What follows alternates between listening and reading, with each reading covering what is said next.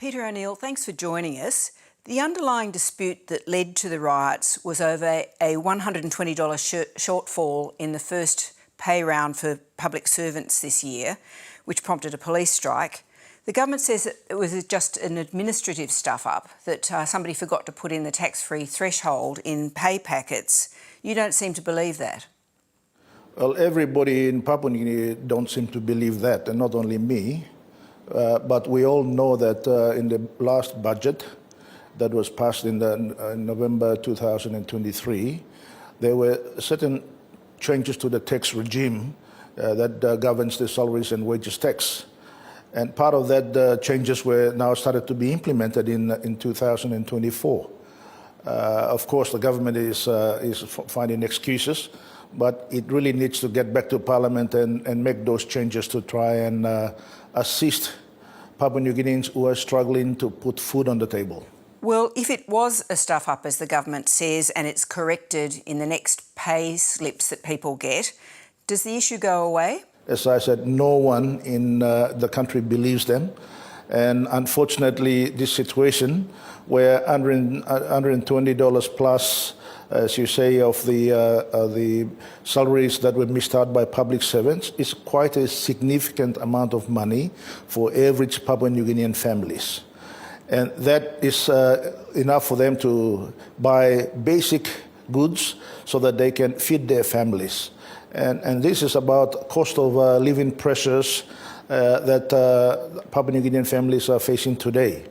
And as a result of the frustrations that it has been building up because of lack of income, lack of employment, huge unemployment problem in the country, and huge social issues in the country has led to this. And as a result, we had an unfortunate situation of law and order issue and looting and violence in the country. There have been suggestions in PNG, including from Prime Minister Marape, that there was an organised, possibly political element to the rioting and looting. Was he talking about you? Well, Mr. Marape needs to check his own thinking. Nobody can organise mums and dads, struggling mothers and dads who are going into shops as a result of security forces and both the police and the army withdrawing, attending to their work and their services, has resulted into this looting.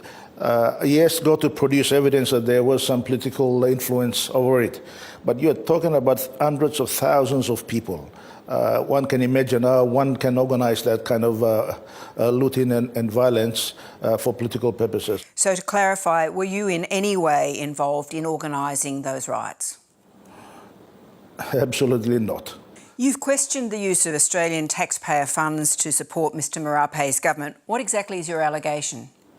Well, you know, my government and, of course, the government before that of Somare government, the Australian government has never supported direct funding to our budget.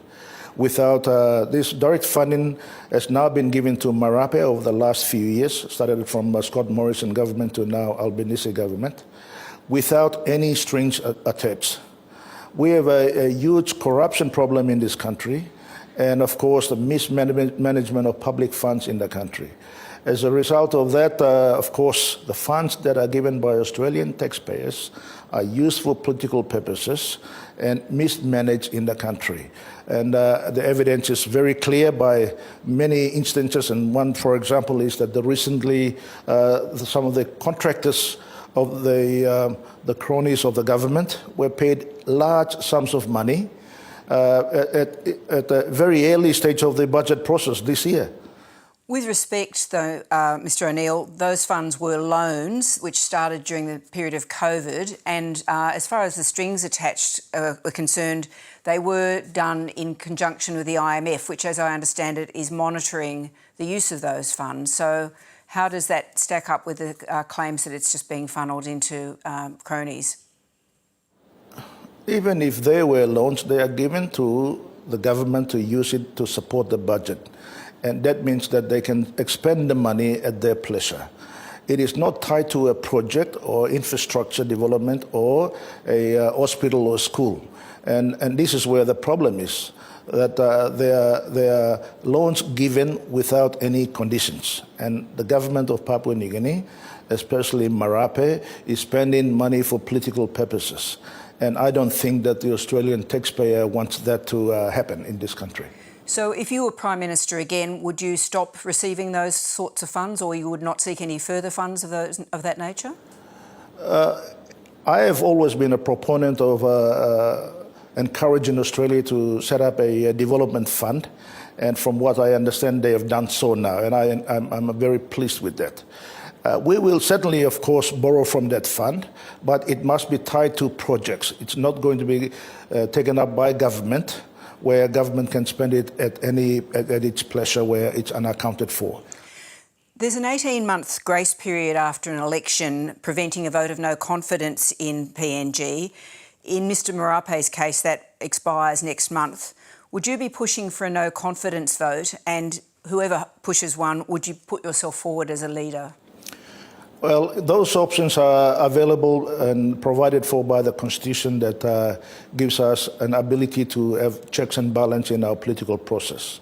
But the vote of no confidence is a matter in which the Parliament can move.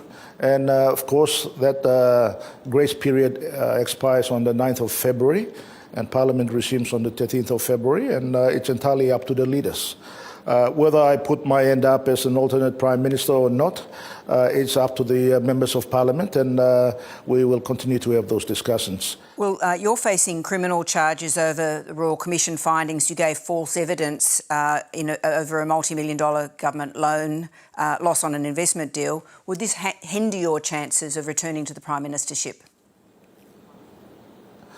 Well, as you know, that the government has spent millions and millions, I think it's over 50 million kina, worth of funds to try and put up a commission of inquiry. Largely the commissioners and largely controlled by Australian professionals who have carried out very extensive research and, of course, conducted the commission of inquiry, which found nothing wrong with the loan arrangements that we got from UBS to fund a purchase of shares in a publicly listed Australian company. Now, the reference you're making to criminal charges, of course, since leaving the Prime Minister's office in July in 2019, I have been subject of many charges, and I have, in fact, won every one of them. There is no merit to the criminal charges. It is politically motivated, and I intend to defend myself, which I'm doing so in court. So I'm a great believer in our judiciary system, and they will make the right decisions after the court hearing. Peter O'Neill, thank you so much for speaking to us tonight. No problem. Thank you, Laura, and thank you for the interview. Thank you. A spokesperson for the Department of Foreign Affairs and Trade said this evening that Australia's lending to PNG supports reforms to put the country's budget on a more sustainable footing and is unrelated to any political developments.